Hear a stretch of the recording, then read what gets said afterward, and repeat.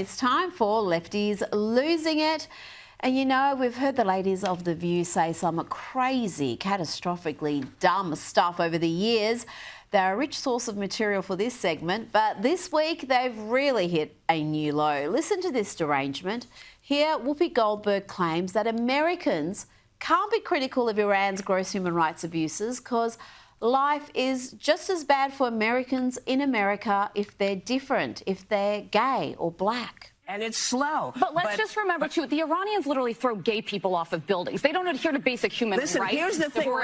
Let's not do that, because if we start with that, we have been known in this country to tie gay folks to the car. Where the Iranian regime is today in 2025 is nothing compared to the United States. Hanging black people. So it is not even the same. I couldn't step foot during this. Wait. That's not what you mean to say. It is the same. No, it's not. The year 2025 in the United States is nothing like if I step foot wearing this outfit in Toronto. Listen, I'm sorry. I can't have my hair showing. I can't wear a skirt. I can't have my arms out. I'm telling you, I literally said it was up to the Iranian people. Yes, it is up to them. And that's why I am saying that it is the same.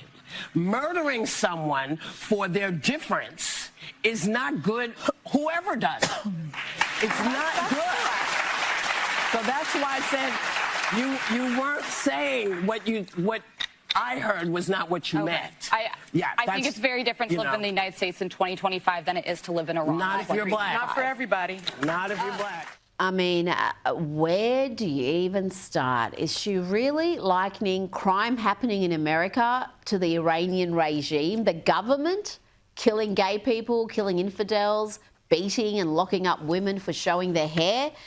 Can she possibly be that stupid, or is she just a massive liar? Because right now, there are no other options. Nobody wants to diminish the very real problems we have in this country. That is no one's intent. But I think it's important we remember there are places much darker than this country and people who deserve rights. Not everybody feels that way. Not everybody feels that way. Listen, I'm sorry. You know, when you think about the fact that we got the vote in 1965. Okay, they don't have free and fair elections in Iran. It's not even the same universe. They can't go out of their house. The women. You know what? There's no way I can make you understand. No words are not your friends, Whoopi. Neither is logic and facts. Perhaps white saviour, the awful, affluent white female lefty Joy Behar can explain it for you. Try to reverse roles with a black person in this country, let's say, because I think that's what you're talking about. Yes. Just try to understand from their point of view. From that point of view, this country does not do them well, does not go for them. I completely acknowledge that, but and we shouldn't compare atrocities. If you're talking about Iran, of course, is doing worse things, but relatively speaking, it feels bad. Relatively speaking, are these women insane? You heard Sunny there say we shouldn't compare atrocities. What, like someone not respecting your pronouns compared to being hung in the public square for crimes like adultery, homosexuality and blasphemy? Really? And The View has had a terrible week because they had Hollywood star and former California Governor Arnold Schwarzenegger on, and he being a bit of a TDS sufferer, they expected him to rail against Trump's deportation program. He didn't, and they weren't happy. You are an immigrant. You're an immigrant in this country. Yeah. Did you have a visceral reaction to what they're doing, what ICE is doing, when you see the videos of it? Well, I tell you, you said that the immigrant, I'm so proud and happy that I was impressed by the American people like that. I mean, imagine they came over here with the age of 21, with absolutely nothing. And then to create a career like that. Oh no, he's not answering as they expect. Maybe he'll eventually bag the country, bag the deportation program. But no, Arnie wants immigrants to behave legally. But the key thing also is at the same time that we got to do things legal. That is the important thing, you know. So you got to do things legal. And those people that are doing illegal things in America and that are foreigners, they are not smart. Because when you come to America, you're a guest. And you have to behave like a guest. and to make my bed and to do everything that is the right thing to do rather than committing a crime or being abusive or something like that. So that doesn't really work in this country. Did you see Sonny's hand just reach out and touch his arm there, trying to curb his stream of consciousness? No, Arnie, you are supposed to say nobody is illegal. There's nothing wrong with breaking the law to enter the country or breaking the law while in the country. Now, let's check in with an Ivy League graduate. Here is one from Columbia, decked out in a keffiyeh, naturally. And what a useful degree he's acquired. Today I'm graduating with a degree in comparative literature and society. The comparative literature department at Columbia is cool because it asks you to choose a couple languages and build this sort of hodgepodge degree of your interests. What kind of job can you get in this field? People go to med school, people go to law school, a lot of people go to any amount of graduate school, and then I feel like a lot of people also end up in corporate spaces as well. And sadly, that's the problem. These brainwashed activists end up in the corporate world and do great damage while they're often in HR or corporate affairs departments. Now, good news, some new pronouns have just dropped, you know, they, them, ZZ. So 2024. Now the crazy narcissistic kids are identifying with newer pronouns like pup and puppy. Pup, puppy. But why might someone want to use pup, puppy as pronouns? Well, this person can have a strong connection to puppies and identify with some of their qualities, like loyalty, energy, or softness. It could also be a way to express a non-human identity. Some people feel that being human doesn't fully describe who they are, so they identify as non-human. So using pronouns like pup, puppy can help a person describe that feeling. And please remember that this is a person's experience, and just because you don't know or you can't relate to this person's experience doesn't mean that it's wrong, doesn't mean that it's bad, and it does not mean that you have the right to bully that person. But you can mock them because it's fun, and frankly, it's a little bit necessary. You see, affirming madness, affirming delusion isn't being kind, it's being weak and part of the problem. But for those of you who want to respect neopronouns like pup and puppy, this is how you do it. No one's trying to hurt you by using these pronouns. No one's trying to harm you by using these pronouns. Someone's just trying to live their own life. So you live your own life and you let them live their own life, okay? Pup doesn't owe anyone an explanation. Pup gets to define puppy self or not. People keep asking, but Pup made it clear. What Pup is isn't up for discussion. I've said it before and I'll say it again. Donald Trump is the funniest president we've ever had and will ever have. No other leader could turn a flag-raising ceremony into a comedy skit. So somewhere you have that. Anyway, let's have a good, they call it a lifting. They also use another word, but I'm not going to use that word. You know what that is? The word, it starts with an E. You know what the word is? If I ever used it, I'd be run out of town by you people. All right, so enjoy it. And President Trump hosted Juventus at the White House, and the issue of men in women's sport came about, and the team squibbed it. Men playing in women's sports, you know, who's never heard that? Have you ever had women? Could a woman make your team, fellas? Tell me. You think? You're being nice. What do you think? Think a woman could make the team? General managers, what do you think? Difficult. Don't say it. We have a very good women's team, though. You do have, right? Yeah. But they should be playing with women, right? Now, Donald Trump has addressed the fallout from Tucker Carlson's fiery interview with Senator Ted Cruz and the question of whether America's role in the Israel-Iran conflict will fracture the president's supporter base. Have you seen the Tucker Carlson, Senator Ted Cruz interview? It seems like this issue on whether or not the United States should strike is kind of dividing a lot of your supporters. No, my supporters are for me. My supporters are America first. They make America great again. My supporters don't want to see Iran have a nuclear weapon. Tucker's a nice guy. He called and apologized the other day because he thought he said things that were a little bit too strong, and I appreciated that. And Ted Cruz is a nice guy. I mean, he's been with me for a long time. I'd say once the race was over, he's been with me ever since, right? But very simple. If they think that it's okay for Iran to have a nuclear weapon, then they should oppose me, but nobody thinks it's okay. People that don't want, I don't want to fight either. I'm not looking to fight.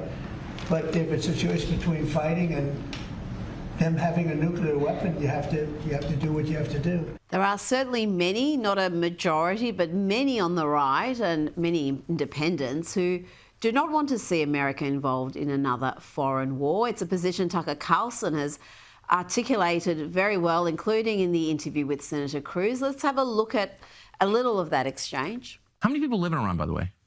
I don't know the population. At all? No, I don't know the population. You don't know the population of the country you seek to topple? How many people live in Iran? 92 million. Okay. Yeah. How could you not know that? I was taught from the Bible, those who bless Israel will be blessed, and those who curse Israel will be cursed. And from my perspective, I want to be on the blessing side of things. Of those who bless the government of Israel? Those who bless Israel is what it says. It doesn't say the government of, it says the nation of Israel. So that's in the Bible. As a Christian, I believe that. Where is that?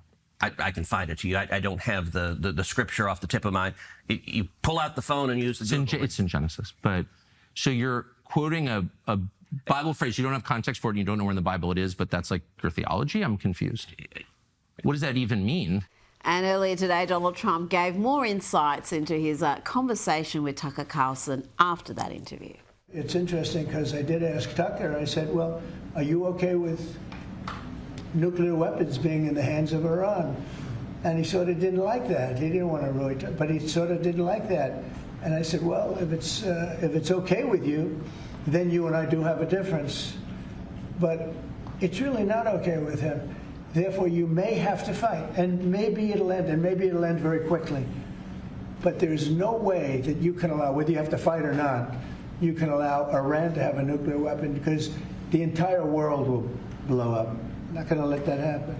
Joining me now is President of the Center of the American Experiment, John Hinderka. John, thank you so much for your time tonight. How concerned is Donald Trump about his base fracturing over this issue? I've got to say, he didn't seem too concerned during that press conference. Rita, he's not concerned and he doesn't need to be concerned. Tucker Carlson does not speak for any significant portion of Donald Trump's base or the Republican Party on this issue. The idea that there is a significant part of the Republican Party that is pacifist or isolationist or anti-Israel is a fiction. You know, there just isn't. Trump's base is with him, and I think he knows that. And there's poll data we could talk about if you want to, Rita, that I think really supports that. John, let's look at some of that polling. Fox News has released data just today showing 73% of registered voters think Iran poses a real threat to the US. That's a 13-point increase from just 6 years ago. Interesting too when you look at the breakdown of the different voter groups. A majority of Democrats, 69%, 82% of Republicans and 62% of independents agree Iran poses a real risk. And those numbers are up from 2019 across the board. But, John, when it comes to the strikes against Iran, it's evenly split. 49% approve and 46% disapprove. But Republicans, 73% approval, well above the independents and Democrats at 32%. Is that data where you'd expect it to be? It's still showing that the majority of Republicans stand with the Trump administration in backing these strikes. Well, that's right. There's a partisan split here, Rita, as there is on virtually every issue in the United States. But, you know, another survey came out today that I think is really interesting. It was from JL Partners. They surveyed Americans, they surveyed Republicans, but they also surveyed self-identified MAGA Republicans. And that's interesting because 81% of self-identified MAGA Republicans say that they support Israel's strikes on Iran, and 65% of MAGA Republicans say they support American strikes on Iran, even though that really is not even on the table at this point. And by 84% to 3%, think about that, Rita, in polling, 84% to 3% MAGA Republicans support Israel, not Iran. So again, I think Trump's base is with him. I think he's got solid support there. Now, how do you see the administration handling the next phase of this conflict? President Trump said today he hasn't made up his mind about the US joining Israel in striking Iranian nuclear sites. And he also said he will likely come to his decision 1 second before it's due. Now, I presume this is his strategy to keep everyone guessing. Do you think, John, he knows precisely what he's going to do? Well, maybe not, Rita. I think what he does depends on how things play out. He won't strike Iran unless the Israelis need us to strike Iran. And the way it looks to me is there's only one scenario where that could be true, and that is the nuclear base at Fordow, the Iranian base, which is buried deep under a mountain. And the American bunker buster bombs may be the only thing that can get through that mountain and destroy that base. I don't know. The Israelis may be able to disable it even without that weaponry. But I think if push comes to shove and that weaponry is needed to finish off Iran's nuclear program, then I think it's likely that Trump will give the green light. What about targeting the supreme leader? Is that something that is a step too far for the administration? Is regime change really not a goal right now? It's all just about eliminating Iran's nuclear ambitions? Rita, regime change absolutely needs to be the goal. If the mullahs stay in power, they are going to get back they'll reconstitute Hamas and Hezbollah, which have been devastated. A little time will go by and they'll start working on the nuclear weapons again. The world is not safe until Iran starts to become a normal, modern country, which is what I think the large majority of Iranians want. So one way or another, I do think regime change needs to be the goal. Now, that doesn't necessarily mean killing the Ayatollah. I think there are various ways that could take place. In the end, it's going to be up to the Iranian people, but I think we should do what we can to try to bring that about. Now, you mentioned the Iranian people and what they want. I want to play you bit of footage from Iran. This was shot by a man in Tehran, footage of Israeli fighter jets over the city near the Supreme Leader's residence. آسمون تهران میدون فردوسی ماشاءالله ماشاءالله بزن حرومزاده‌ها بزن. I speak Persian and those translations are accurate. He was just pleading with them to strike, to hit the targets.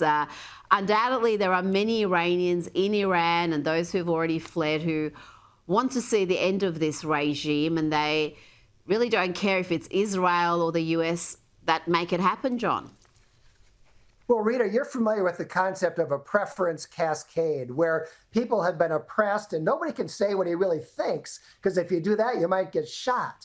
And then things start to change and things start to shift, and all of a sudden people start saying what they actually think. And once that begins to happen, things can change very, very fast. And we have seen regimes collapse virtually overnight. It turns out that they're much more fragile than people thought. And I'm hopeful that may happen in Iran, that the Iranians may find a way to rise up and get rid of this terrible regime. Now, before you go, just on domestic matters, the inflation rate has been lower under Donald Trump than the Biden administration. It's stayed low and, in fact, dropped despite tariff fears. Real wages are up slightly. The illegal immigration crisis is certainly over. How do you judge this second term compared to Donald Trump's first term? Well, he's off to a much better start, Rita, no doubt about that. And I think a key point is he is fulfilling his campaign promises. He's doing what he said he was going to do. He's closed the border. Real wages are up. Inflation is flat. He's at least begun the process of trying to get a handle on government spending, and he's starting to rebuild the military. These are things he promised to do, and he's doing them. So I think he's off to a terrific start. John Hinderka, always a pleasure. Thank you so much for your time tonight. Thank you, Rita.